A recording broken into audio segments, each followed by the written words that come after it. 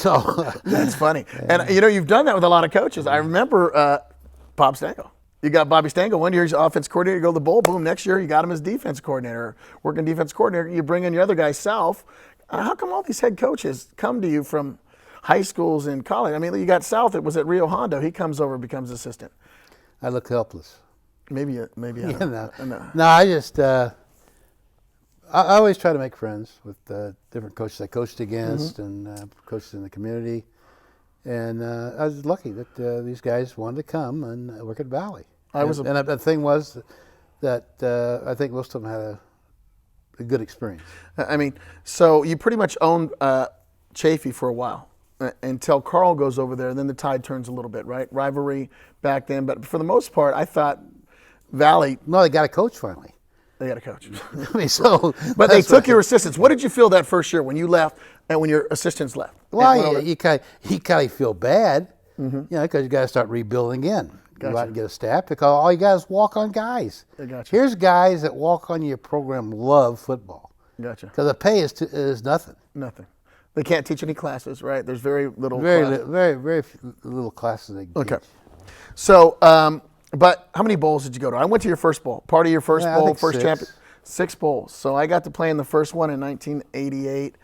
Got to be we played Mount Sac, who was another roommate, Fisk, right? What was his name? He played with me.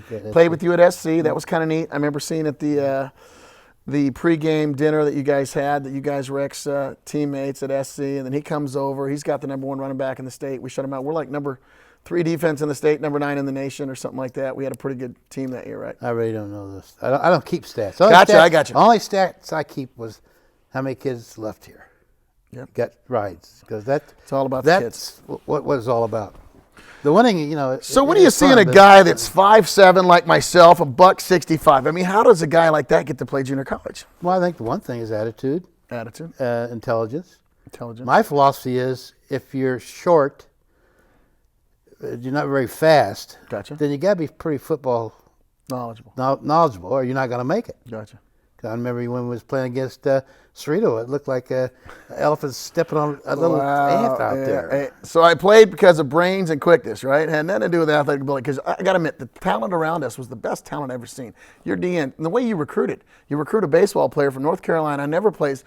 He's a genius. He gets a guy that's a baseball player, comes out here to try out for the Spirit, ends up being one of my best friends. He's 6'6", 250, runs a 4.6. Never played football in his life. So his first year, he gets some time, but he's got an all-state DN in front of him. The next year, the year we go to the bowl, the guy ends up leading the state in sacks, 26 sacks, Scott Kurt we're talking about, country. Then we got another guy from Sanjay, local product here, Mike Newton. He's got 22 sacks. He's running a 4.5 bench and 400 pounds. They end up being, there's only 4 all-state DNs, okay, out of 70 schools or 80 schools. We got 2 of them, right? So we got 2 guys on that team. I mean, that was pretty impressive. But what did you see in Scott? You just knew from then that you can't teach speed, or what is it? Size? No, the big thing was that he looked like a football player. Gotcha. So you could get out and time him and his agility and stuff like that, and then he had the speed you needed. Gotcha. So all I had to do is develop some technique, and he worked out pretty good. And I've learned from Smedley a lot of things through the years. He's helped me out in a lot of different ways. And but what I did learn from him, listening to him too, which you might not know about him, is also he's the winningest tennis coach here. That's right. His daughter played tennis. No, my daughter did not play Well, tennis. She didn't play tennis here? No. I took up tennis when I got hired, okay? Okay. They needed a tennis coach. Educate me on this one, please. They needed a tennis coach. Okay, gotcha. So Gene Mazzetti's athletic director, he come by, hey, Ron, why don't you coach tennis? Okay. I said, Gene, I don't know anything about tennis. I gotcha. You'll like it. Okay. Well, I said, well, I'm always looking ahead. I said, well, if I lose the job here, if I can coach 2 sports, then I'm more hireable somewhere else. Oh, I got you. So, but it was a very fun thing for me. I not know anything about tennis, and getting out there and have an opportunity to win. But you said bring in, and that was smart about you too, and I like that too. If you're not educated in a certain area, you'll bring in an assistant, or you'll bring in someone that can train you. And I think a lot of people, like, you can take kids to a certain level, and then eventually you have to get someone that's an expert. Well, there'll be a lot of head coaches disagree with me on this. Okay. That you need great assistants. Okay. Number one, you need a great assistant. The 2 guys you need most is an offensive line coach that's very, very knowledgeable, and a DB guy. Wow. because you got to get a guy that knows how to block them up when they score, and you got to have the guy that the last defensive guys you got in the secondary to stop the pass. I got you. And so I was very blessed to get that type of people. And then the thing was going out recruiting kids to fit into your defensive philosophy. And I think your honesty and push in the education were the two things that sold a lot of kids here, in the past. Well, that's what to me. And it was brutal honesty at times, mind you. I don't want to get you back to that, okay? But but it was. No, the thing is that I made an effort to put kids in the same classes at the same time a day, where I could walk up to the campus center and know where kids should be. Gotcha.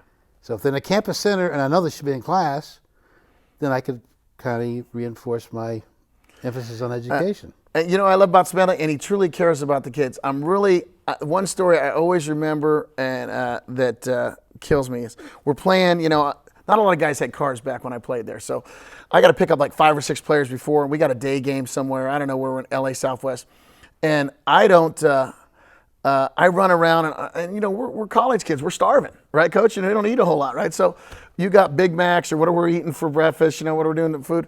I run around. I said, you better save me an Egg McMuffin. They don't save me an Egg McMuffin. I'm throwing a hissy, and I'm throwing a tantrum, and we're in LA Southwest, and Smedley sends the trainer. This is before a game. He's worried about a game, but he's also worried about me and other people because I made sure all the other kids ate.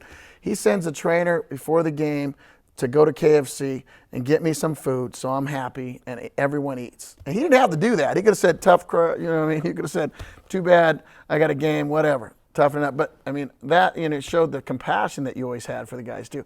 And I always think about that. So I go, what other coach would ever do that? Not many. But so being able to recruit was great.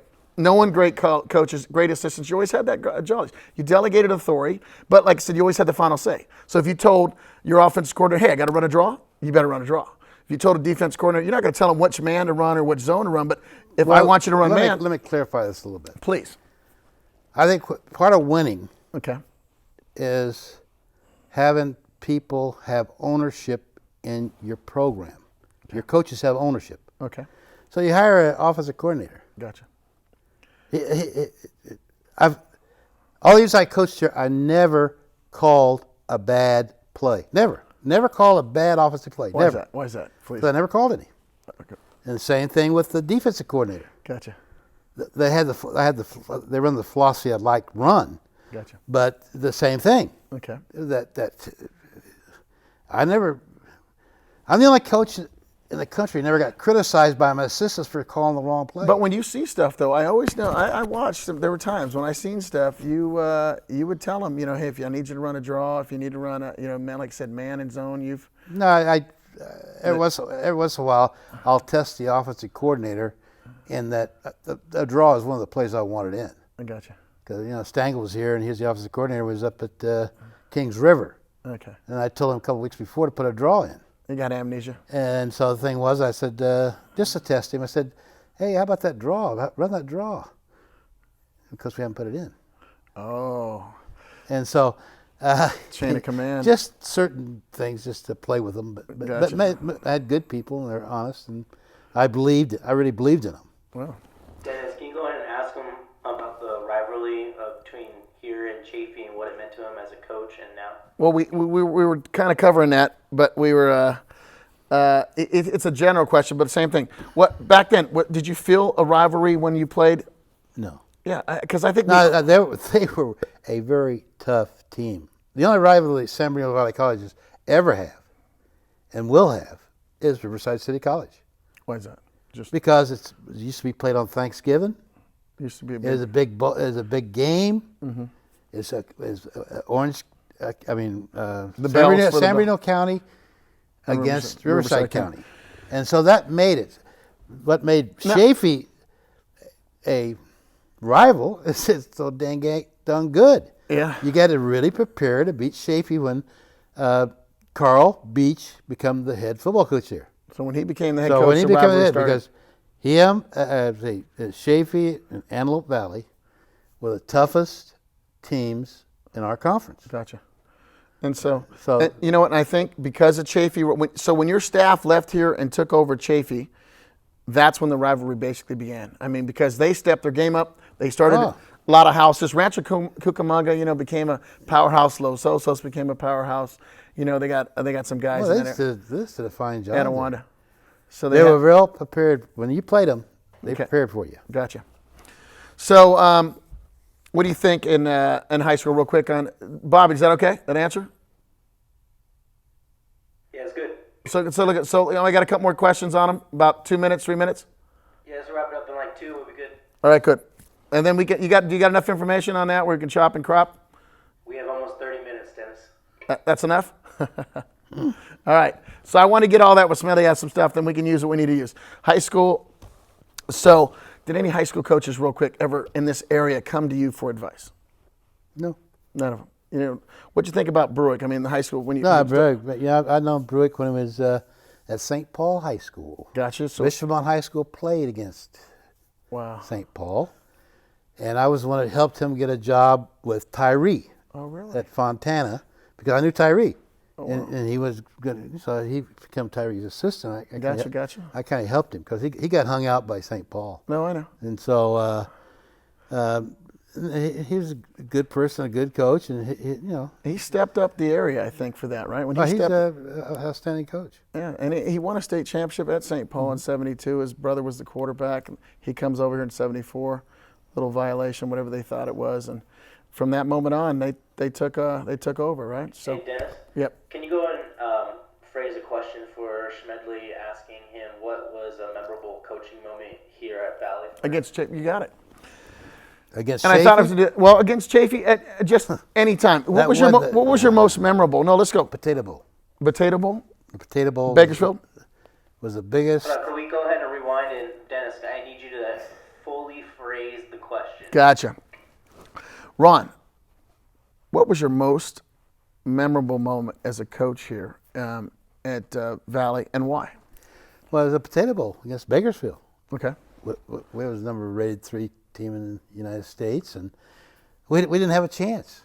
There's all Bakersfield this, Bakersfield that, and we beat them. And that was the toughest team that I ever coached against. And it was just very, very exciting to come out with a win there. Wow. And how many guys off that team? Now, remember, not they end up being national champs or state champs, national champs. You got 5 guys off that team that go into the NFL, right? Yeah. 4 or 5 guys end up playing in the NFL off that team. That was an excellent time. So I'm here with the legendary Ron Smedley. I appreciate him giving us the time to step in. He's the winningest coach here. He's sent more kids at 4-year schools. I mean, in 1 year, I saw 30 guys that went to 4-year schools. It's a pleasure for you to come in. I don't think they know the magnitude of what type of coach and knowledge that, for you to honor us with that. So I appreciate that.